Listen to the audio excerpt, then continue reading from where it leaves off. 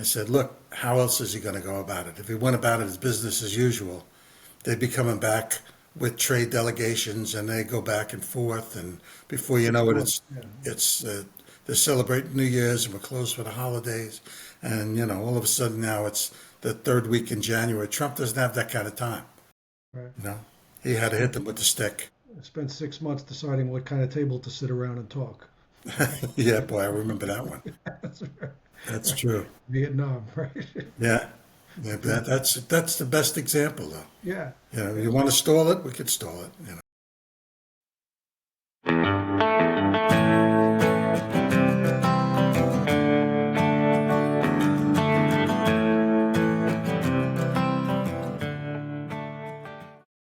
Hey, everybody, welcome back to Markets and Madness, the place where we discuss the madness that occurs when politics, economics, and personalities all move in different directions. And we've seen a lot of different directions over the past 72 hours, I guess you'd say, right?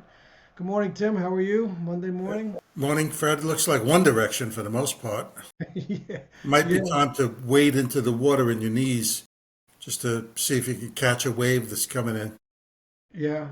I think my objective, and I said it a couple of weeks ago, that two-thirds retracement was going to bring the Dow down to about 38,000, which is, we're just under it now. I think we made an objective, and my point, depending on what salvos and craziness comes out, comments comes out, yeah, we could drop another 10%. Why not? Yeah, I'm sure the conversations now are, can't we get something good out of Musk that we can verify? We need some good news here. And they're going to try to find it. Yeah, there's certainly potential there. But, we've seen some of the smaller nations. Vietnam came in, no more tariffs on us. I thought I saw something that India said they were going to reduce tariffs. Well, that's the other thing. And I think we're going to start to see some of that. Yeah, and I think that would be give him a little room to claw back and make some changes. Well, now the real key is whether or not he loses support in Congress. Right. They're getting weak knees, and his enemies are lining up all against him. But Yeah. this is how to happen. But I was talking to somebody last night, and they were saying really it really depends on how the Democrats spin it. And I said, really, the Democrats have nothing to do with it at this point, because either it's going to work by the midterms or it's not. They could spin whatever they want. It's really between Trump and his economic team and the foreign leaders. Yeah, but that's certainly true from a overall standpoint. But I guess my concern now is will Congress hold with him? The Republicans could scatter and start to lose face. I mean, when we had some remarks from Cruz that concerned me.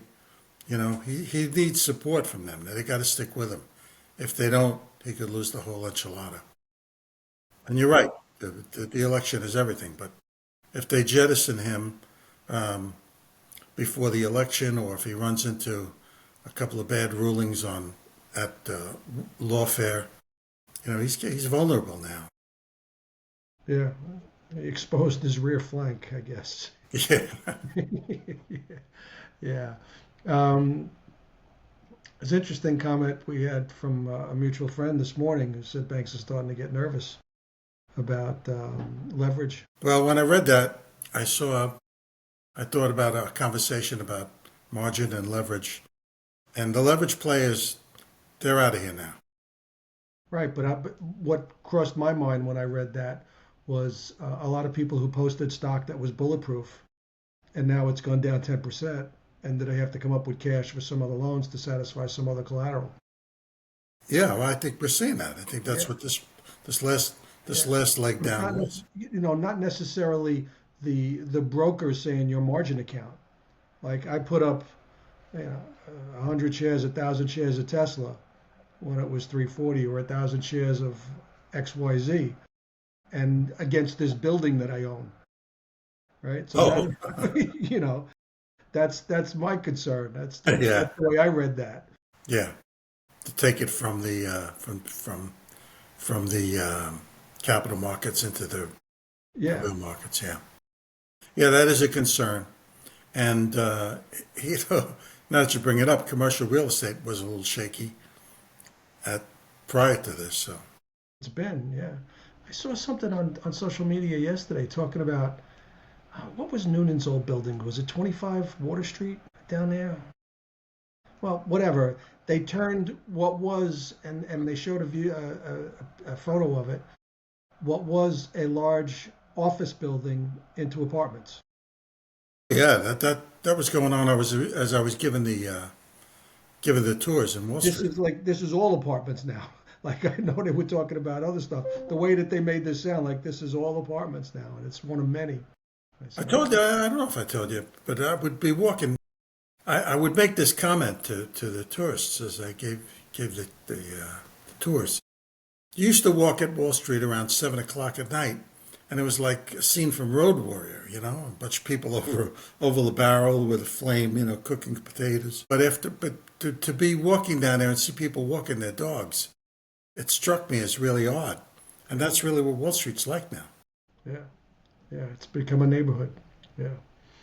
Um, did you see much of Besant this weekend?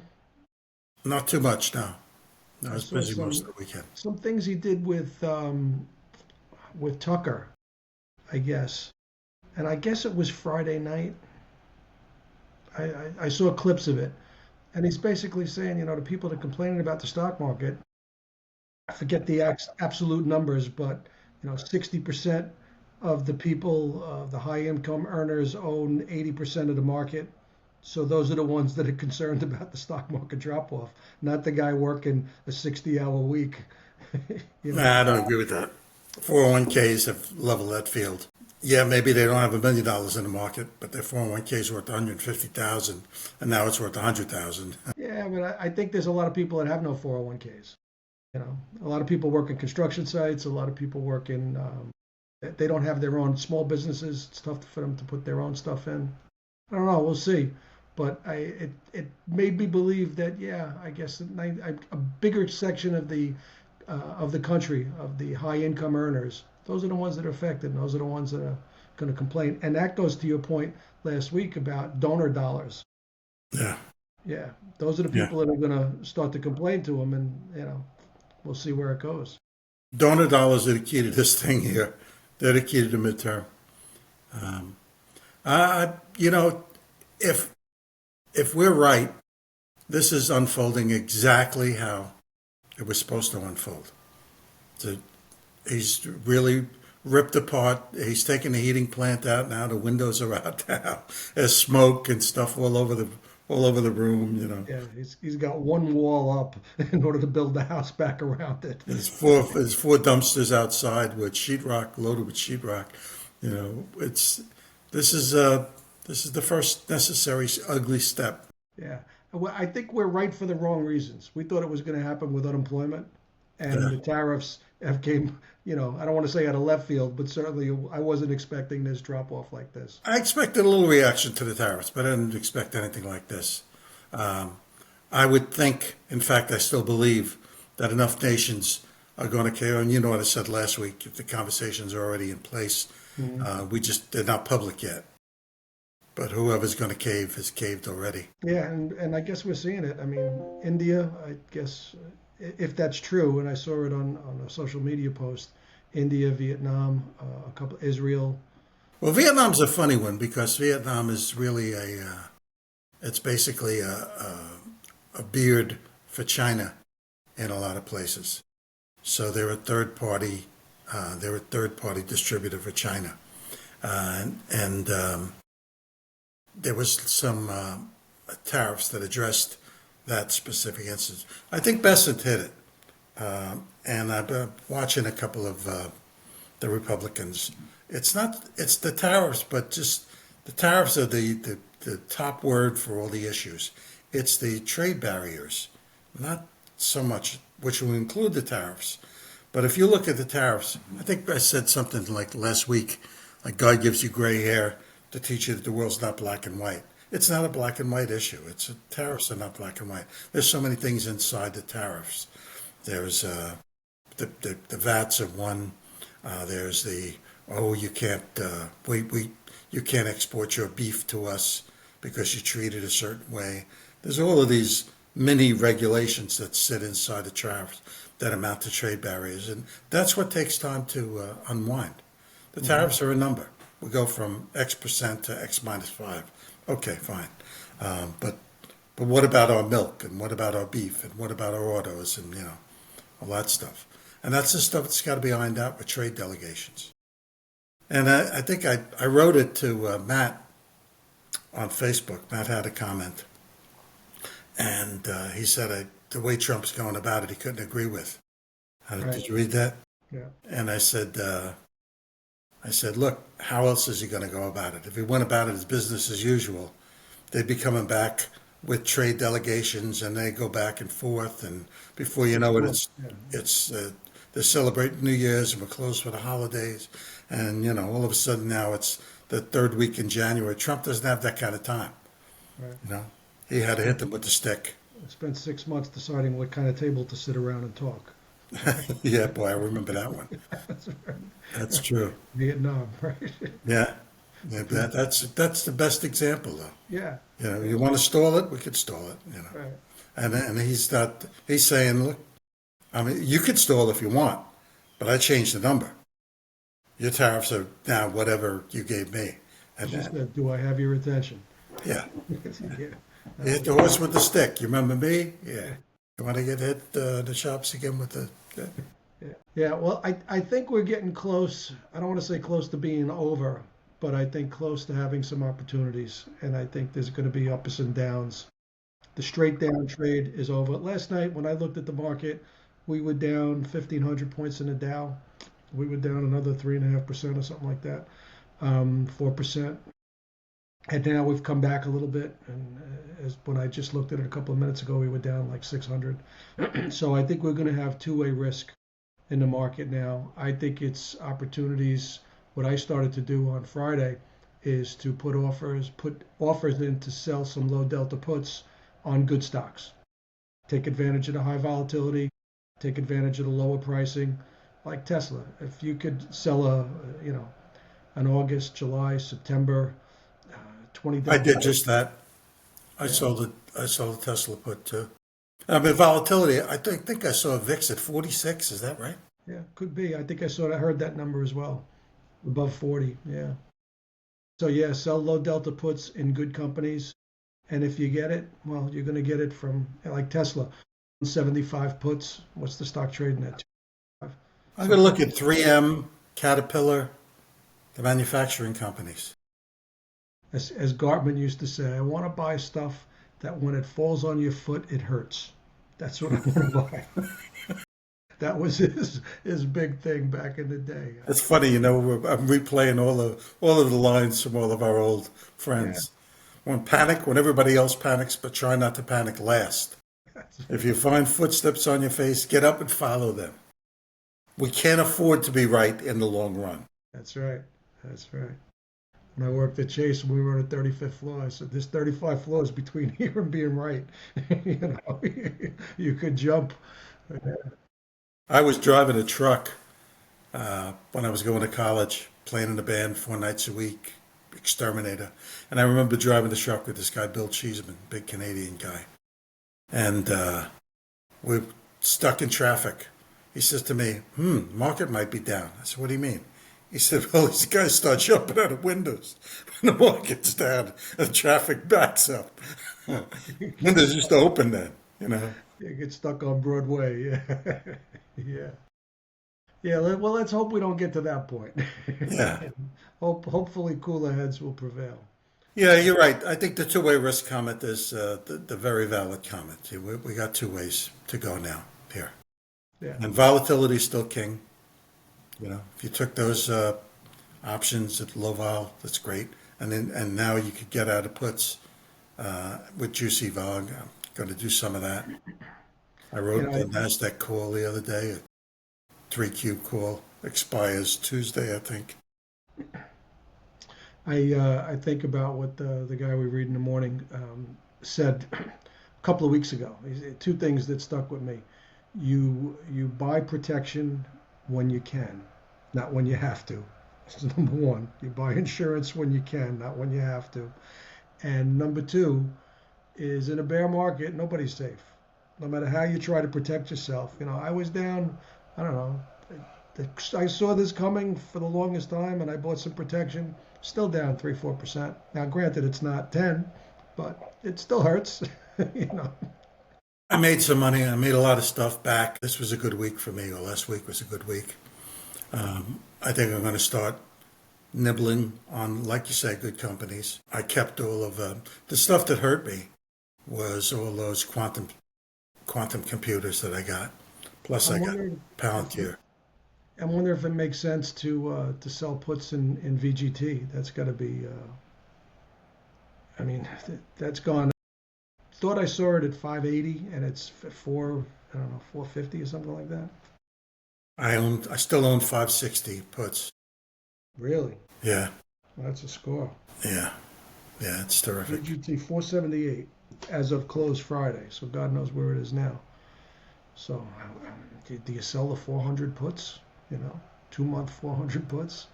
Given the delta, maybe that's a good opportunity as well. Yeah, like I said, manufacturing. I'm going to stick with the manufacturing companies. Caterpillar. I haven't run any charts. I'm going to look at them. I don't Yeah. have much time this morning, and I'm going to be on the road for 2 days too, so I got to be a little careful. All right. What else did I want to run by you? Fed comments. A lot of people were unnerved by the I Fed. think that's a misfocus. But we may see some action from the Fed. I disagreed with Trump's call telling Powell to cut.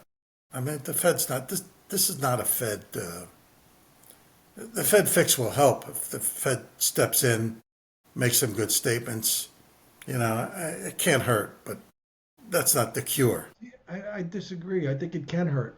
I think people will say, "Oh, things are a lot worse. The Fed's easing. We're going to go back to inflation again. It's not solving the problem. It's kicking the can down the road again. It's looking at low interest rates to bail us out." Fair argument, but let me just say this. Do you think that people see inflation as the problem at this point? Well, we had a good job numbers on Friday. Now, granted, they may be skewed and they may be front run, but we had good job numbers on Friday. Inflation, I think the last inflation number was higher than expected. So if the Fed does ease in the face of a weaker stock market, it tells me as an investor, well, wait a minute, they're a lot more concerned than I should be. I feel that way myself. I don't think the market will feel that way. And I think that's the key. I think market focus is, oh my God, Chicken Little was right. The sky is falling. We got depression coming, and I think they'll look at that before they get concerned about inflation. But I agree with you. It's not the right thing for the Fed to do. But Yeah, I mean, it's not what we think. It's what the market thinks, right. and that's the We've key to talked, this. we've talked a long time about when bad news becomes bad news, right? It used to be for the longest time, you had bad news, you had the Fed put, don't worry, the Fed's going to come in and lower rates and everything's going to be back to normal. We'll be fine again. And then you get to a certain point with that tipping balance. I remember, you could appreciate this, but I don't know if a lot of other people could. When we traded in the FX markets and it was an over-the-counter market and you dealt with your brokers and your brokers shouted prices over the screen, over the voice box, and then they introduced electronic trading, and people would dismiss the electronic trading. The broker was 60 bid, and the machine was 60 offered. Yeah, take the 60 offer because it's bullshit. It's the broker's got the real market. The voice has got the real Painting the market. screens, yeah. Yeah, bro. And then I was talking to Jimmy Young one day, and he says, I remember the exact moment when I realized the electronic machines were here to stay. He says, the broker's shouting 60 bid, 60 bid, and the machine was 60 offered. It's like, the broker's playing it. This is real. The screens are real. The broker's bullshit. Hit the broker, nothing there, 50 offered, 50, 45, and down it went. And I think, if the Fed does cut in this, you may see it like, oh, they're not bailing us out. They're creating more of a problem. That's the bullshit. Yeah. Well, it might take a little while for the market to come to that conclusion, I think. The vast, sentiment is in the eye of the beholder, I guess, Yeah. You got to look. And it would be a bad move, I think, for the Fed to drop. I think that's absolutely the wrong thing to do. But the market might see that as a positive. for an hour, a couple hours, or a week. Who knows? The 10-year will tell the story. If the Fed drops and the 10-year backs up, then Right. then yeah, that's what to watch. And Besant was pretty and true to that. We don't really care about the stock market. We're focused on the 10-year. Yeah. If I'm Trump now, I'm I'm I'm calling Elon into the office saying, Elon, what can you verify that Pam Bondi can file? What's real here? That guy with the 400,000 Social Security numbers? Pam, are you going to file on this? Is it real enough? Yeah. It's time now to give some credibility to the stuff that Doge found, because there's a lot of skepticism out there. And when he looks and says, all right, Doge found $750 billion so far, and here it is, suit files are being charged, and all of a sudden the people saying, Jesus, it really was. And then they'll say, and I'm going to give you back some of this money. Well, let's That's the hope. stimulus. Yeah, I think that would calm a lot of nerves. We got a comment this morning on one of the shorts that we put out over the weekend.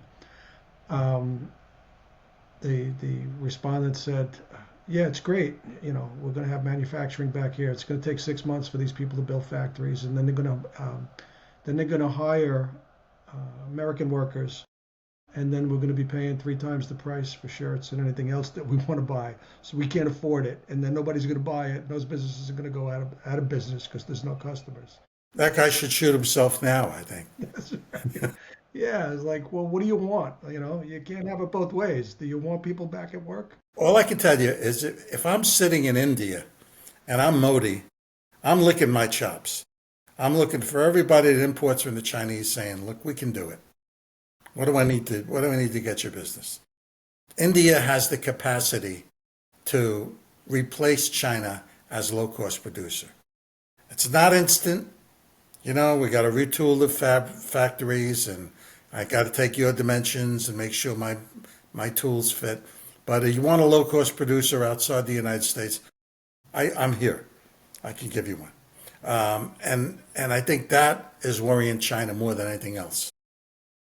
We Yeah, we're probably getting can't close do to it Modi. on our own, but now he's opened the door to other competitors, other producers. So yeah, there's domestic manufacturers will get an advantage, but foreign exporters now have an advantage too. India is going to be saying, okay, I'll put these plants in the United States, and for raw materials and low cost stuff, drop the tariffs, and now I'm competitive with China.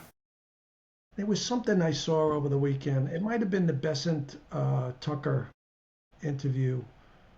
Maybe not, I'm not sure. But basically, they're saying COVID taught us that we are too reliant on foreign production, especially in medicine Yeah, and drugs, I'm strategic sure. areas. We have to bring that back. So we have to retool those factories to bring all of that stuff here. So um, hopefully we do get that back. Steel too. Yeah, Steel. We got to produce steel. yeah, yeah. Well, I bought a car 2 weeks ago, and the guy said, if tariffs get passed, this car's going to cost a lot more. And I said, yeah, it'll be sitting on your lot a lot longer. He didn't have a comeback for that. Well, I'll tell you what we did this weekend. We went out and because of potential impending tariffs, we bought a case of prosecco just to have in the house because it's going to go up by 10%, 20% at some point. So we got to make sure we have 12 bottles of That's prosecco. important. You got your priorities straight, Fred. That's good. Yeah, for October. No, it was for a reason for October. Yeah, okay. Yeah, we'll see if it's still there in October. Do an inventory check every couple of weeks. That's right. All right. Well, Okay. you have a good afternoon, good chat, and I'll talk to you before you're driving up. Okay. All right. Thanks again, everybody. Cheers. Stop.